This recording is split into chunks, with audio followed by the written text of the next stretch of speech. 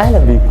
فاكرين زمان كنا اتكلمنا عن الحروب التكنولوجيه والحروب السيبرانيه والحروب اللي بتحصل اللي هي بدل السلاح، واعتمادنا كان من خلال الاسلحه. النهارده الحروب اعتمادها على الحروب السيبرانيه من خلال التكنولوجيا.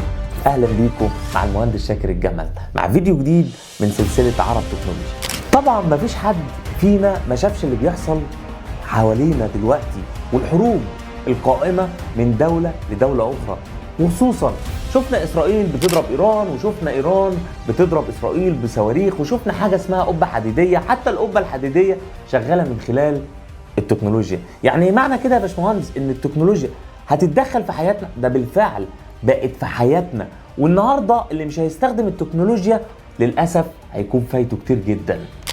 وخد بالك، من لا يمتلك التكنولوجيا لا يمتلك المستقبل ولا يمتلك الحاضر في الوقت الحالي. وعشان كده احنا عارفين ان التكنولوجيا والصواريخ كلها قائمة من خلال التكنولوجيا. يعني التكنولوجيا بقت شيء اساسي حتى في الحروب وحتى في الوقت الحاضر والمستقبل.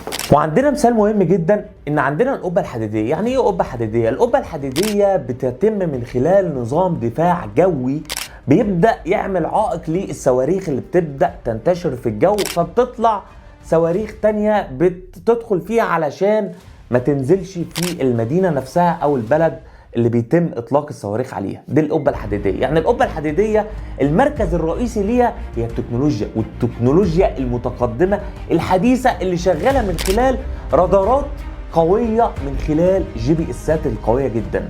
فعلشان كده التكنولوجيا متقدمة وسريعة وهتكون معانا في المستقبل كمان. طب هتسألني تقول لي ازاي بيتم الصاروخ او بيتم اطلاق الصاروخ للهدف في نفس التوقيت ونفس اللوكيشن والاريا بتاع المكان او الشخص نفسه؟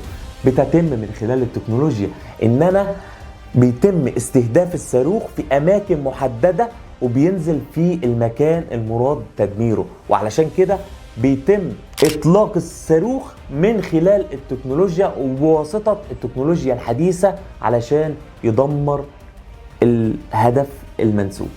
وعلشان كده خليك فاكر ان الدرونز والاجهزة الحديثة والاجهزة الاستخباراتية اللي بتتم من خلال وسائل تكنولوجية حديثة. الاختراقات اللي بتحصل من دولة لدولة اخرى او الحروب القائمة اصبحت الان تكنولوجيا، اصبحت الان سايبر سيكيورتي من خلال التكنولوجيا، تدار بالتكنولوجيا. فاللي فايته التكنولوجيا فايته كتير جدا، فلازم كلنا ناخد بالنا من التكنولوجيا وفي نفس ذات اللحظة نجهز نفسنا ونكون جاهزين من خلال التكنولوجيا. شكرا ليكم، نتمنى نكون عند حسن ظن حضراتكم، وما تنسوش تعملوا لايك وسبسكرايب للقناة بتاعتنا على اليوتيوب. مع السلامة.